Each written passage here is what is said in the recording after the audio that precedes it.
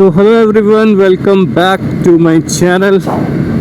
और आज हम बिल्कुल ही अनबाइस्ड ओपिनियन रखने वाले हैं E20 पेट्रोल और फ्यूचर क्या होने वाला है, क्या गवर्नमेंट ने डॉक्यूमेंट किया है, प्रपोजल क्या बैन होने वाला है आने वाले फ्यूचर में सारे पेट्रोल बाइक्स, सब के बारे में बात करेंगे आज हम। आज मौसम देख के ऐसा लग रहा है कि बारिश हो गई। मुझे नहीं पता कि सही में ऐसा है या मैंने डार्क स्मोक वाइजर लगा कर रखा है इस कारण। ओके, सो स्टार्ट करते हैं अपना discussion. First thing is E20। तो मैंने अपनी बाइक ली है 2024 जून में। तो मेरी बाइक E20 कंप्लाइंट है और but E20 fuel I guess 2025 से स्टार्ट हुआ है पेट्रोल पंप में। कंपनियों को सबको ये नोटिस मिल गया था कि आप 2024 या 2023 से आप सारी बाइक्स जो निकालोगे वो E20 कंप्लाइंट होनी चाहिए, ठीक है। और फ्यूल स्टार्ट हो गया 2025 में आई गेस E20 फ्यूल सारे पेट्रोल पंप पे। अब ये जो E20 फ्यूल है ये स्टार्ट होने वाला था 2030 से, बट गवर्नमेंट बहुत फास्ट है और इसको 2025 में ले आई। कैसे कोई भी गवर्नमेंट का चीज़ इतना फास्ट अप्रूव हो गया? मुझे बस इसका एक क्वेश्चन है, जैसे अगर कहीं रेप होता है और पता होता है कि किसने रेप किया है, सब कुछ कन्फेस होता है, फिर भी उसको सज़ा मिलने में 10-15 साल लग जाते हैं। लेकिन यहाँ पे आप जो 2030 में होने वाला था वो 2025 में हो गया। बहुत अच्छी बात है। अब E20 तो हो गया, आपको मैक्सिमम फ्यूल पे E20 मिलेगा आपको। E5 ये सब तो मिलना बहुत मुश्किल है, पता नहीं अभी कहीं रखते हैं या नहीं रखते। तो अब इससे किसको फ़ायदा है? आम लोगों को फ़ायदा है?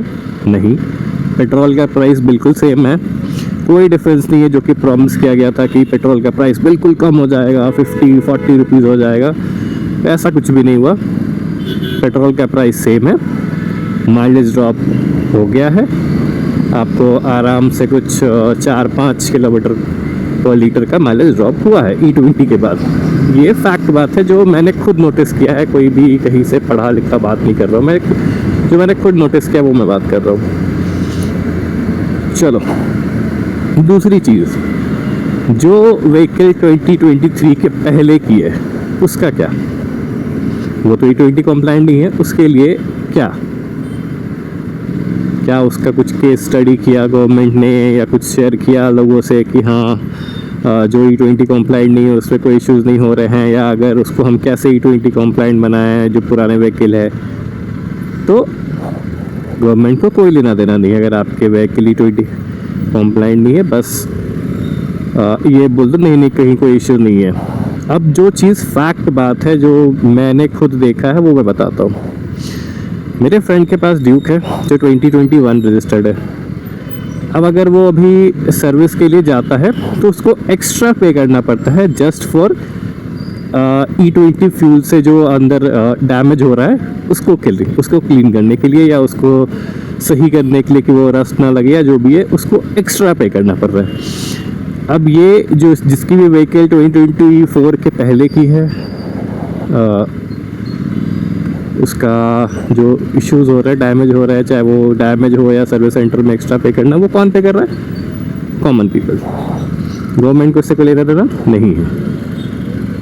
चलो, अब ये हमें समझ में आ गया कि फ्यूल का ना प्राइस कम हुआ ना ही हमें माइलेज भी ड्रॉप हुआ, तो हमारे लिए तो कोई किसी तरह का बेनिफिट नहीं हुआ।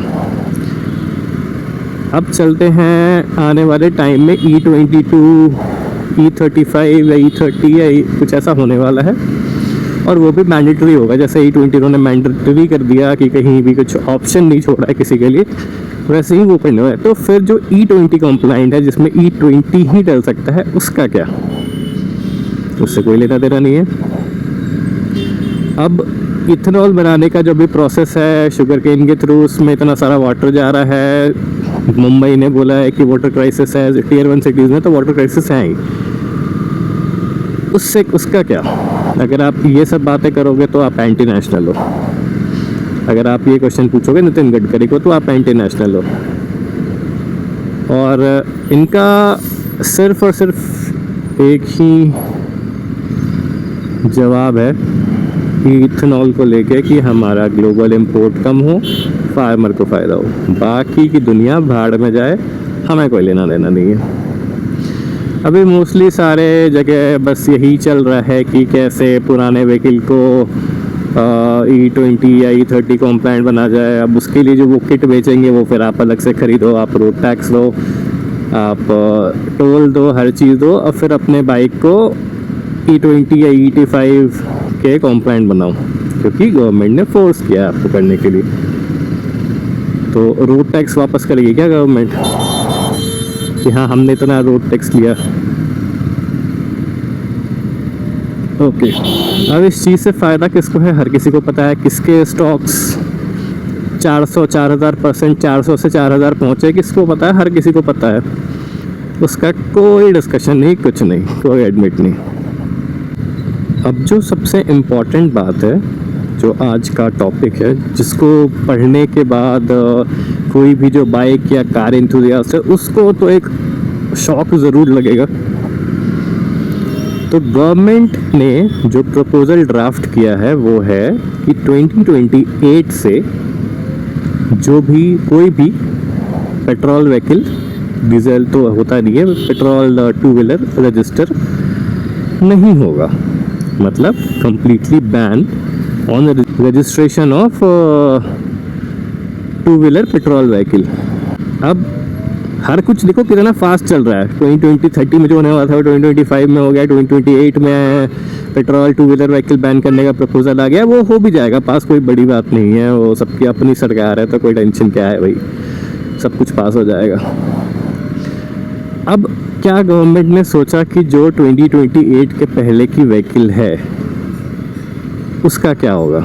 ठीक है, वो चलेगा, वो जैसा है पहले चल रहा है, ठीक है, बट आप फ्यूल में वहाँ पे चेंज कर दोगे, आप E30 या E35 कर दोगे तो वो व्हीकल तो वैसे भी नहीं चल पाएगा। तो जिन लोगों ने 15 साल का रोड टैक्स दिया है वो क्या करेंगे? इससे गवर्नमेंट को कोई लेना देना नहीं है। उनकी बाइक या कार की, जो महंगी कारें हैं, जो महंगी बाइक हैं, उसका रीसेल वैल्यू क्या होगा? कौन ख़रीदना चाहेगा दिल्ली में जब आप फ्यूल ही नहीं बेच दोगे, जो उस फ्यूल जो चलाने के लिए चाहिए वो फ्यूल ही नहीं रहेगा, तो फिर कौन खरीदेगा दिल्ली में? तो ओब्वियसली जो भी एटलीस्ट दिल्ली में होने वाला, तो DL रजिस्टर्ड जो भी ऐसे पेट्रोल व्हीकल या जो भी है, उनके तो पूरे प्राइस गिरेंगे, सेकेंड हैंड का कोई प्राइस ही नहीं रह जाएगा, उसका क्या?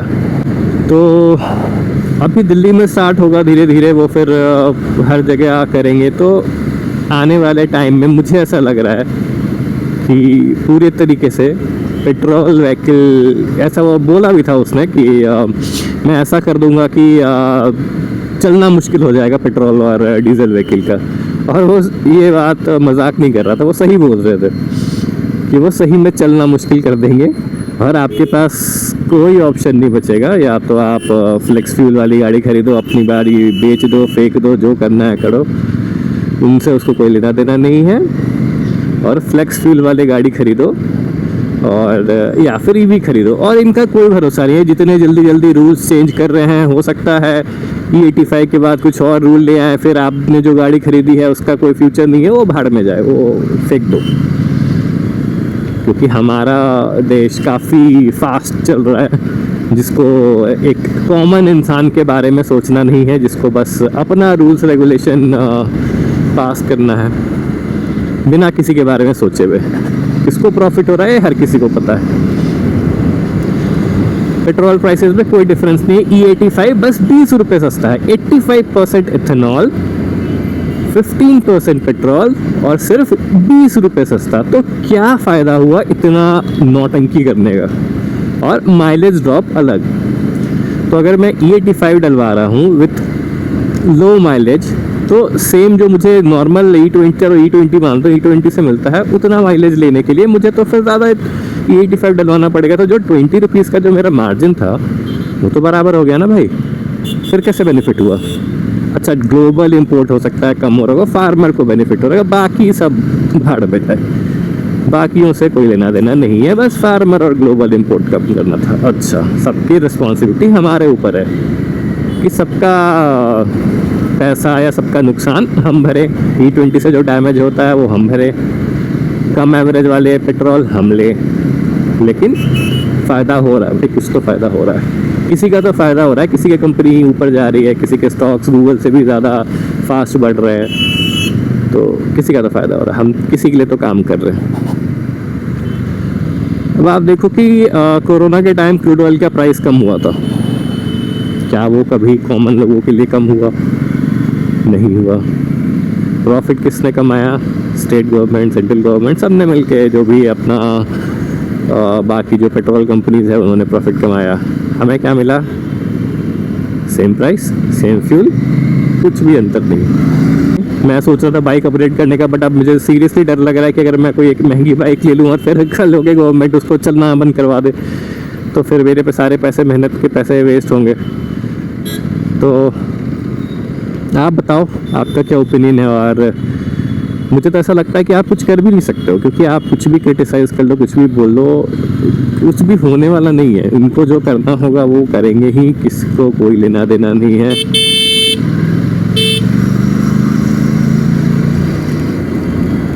तो क्या हम इतने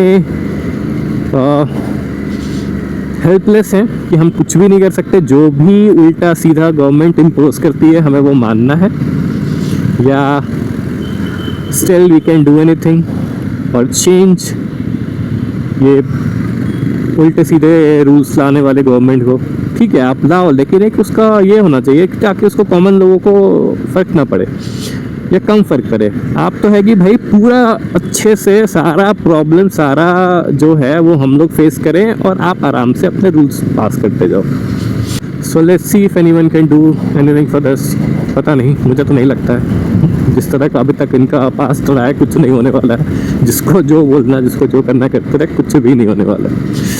और बारिश स्टार्ट हो गई है, जल्दी से मैं पहुंच जाऊं, अदरवाइज़ अगर तेज़ बारिश हो गई तो फिर चलो, जाने टाइम तो फिर भी समझता है ऑफिस से, आने टाइम अगर हो गया तब तो सॉरी, ऑफिस से वापस जाने टाइम अगर हुआ तो फिर भी ठीक है, ऑफिस पहुंचते वक्त हुआ तो भाई मुश्किल है। इसलिए जल्दी से हम पार्किंग पहुंचते हैं। तो फिर आज का व्लॉग यहीं ख़त्म करते हैं, नेक्स्ट टाइम के लिए मिलते हैं, तब तक गुड बाय।